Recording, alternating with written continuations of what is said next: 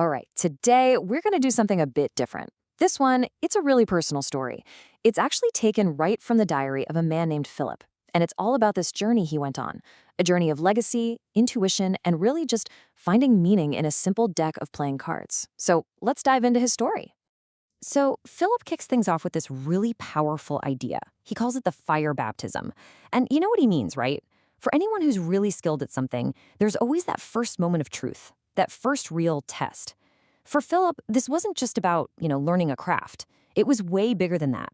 It was the start of a deep, personal quest to connect with a family legacy that, up until then, was just stories. So, where does a journey like this even begin? Well, for Philip, it starts in his family, a family of what he lovingly calls his magic-minded women. And believe me, they were all incredible fortune tellers. But his path? His was going to be a little different. And this is what I find so fascinating. The contrast here is just huge. See, on one hand, you've got his family, his living relatives, reading coffee grounds. A really cool skill, for sure, but it never really clicked for him. But then, on the other hand, there was the legend of his great-aunt Maria. I mean, we're talking about a whole different level. She wasn't just reading cards. She was doing unbelievable things. The stories say she used a 32-card spread to find soldiers who went missing after World War II. Now that was the kind of magic he felt a pull towards. That was the legacy he knew he had to carry on. But here's the thing, right? How do you possibly learn an art form when your only guide is, well, basically a ghost? Philip's early days were just this really frustrating search. He was looking for a teacher who just wasn't there, which meant he had to rely on, whatever he could get his hands on. And this slide, man, it just perfectly lays out the big problem he was facing. It's like he was being pulled in two totally different directions. In one corner, you've got these super rigid systems he could find. Old books, things his friends taught him, all with these strict, memorized meanings for every single card. But in the other corner, you have the legend of Great Aunt Maria. Her method was all about pure intuition, a kind of secret language just between her and the cards. It was never written down. So yeah, he had the rules, but what he really, truly craved was that connection. So here's the bottom line. Learning from the books, it got him started, yeah, but it was a dead end.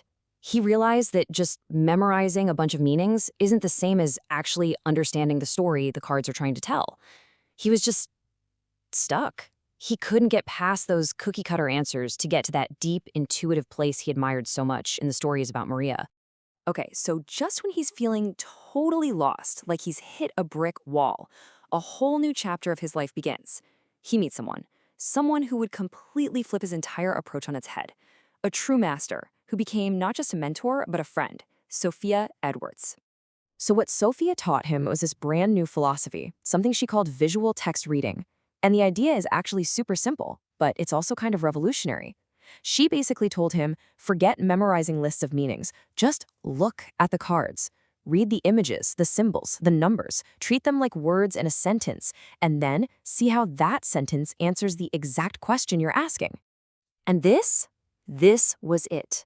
This was Philip's big aha moment, That one idea just unlocked everything for him. He finally understood. The cards aren't some secret code you need a key for. They're a story, just waiting for you to read it. And suddenly, the power wasn't in some old rule book anymore. It was in his own perception, his own intuition.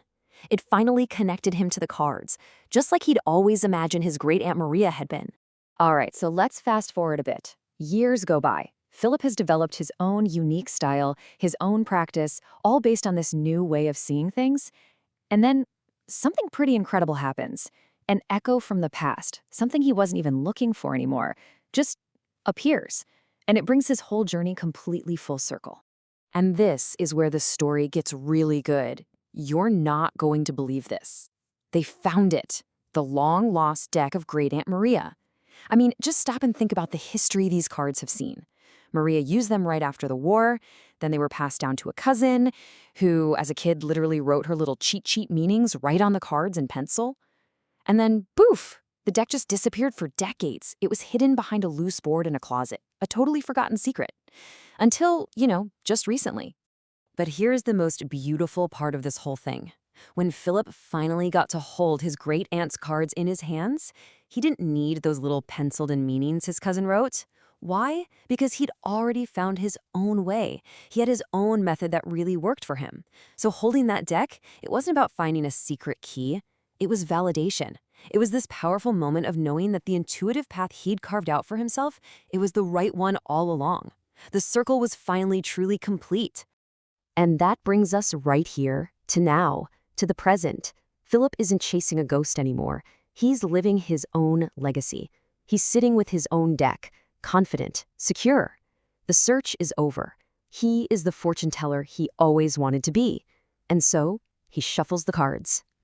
He draws the first card, the Seven of Hearts. You can see the story already starting to form as he lays it on the table. Then comes the second card, the Ten of Spades. Okay, a sense of finality, maybe completion, starts to enter the picture. And finally, the third card, the one that reveals the heart of it all. It's the King of Diamonds. So, now that you've heard his whole journey, from chasing a legacy to that frustration with the old, rigid rules, and finally breaking through with his own intuition, I'm going to leave you with this question.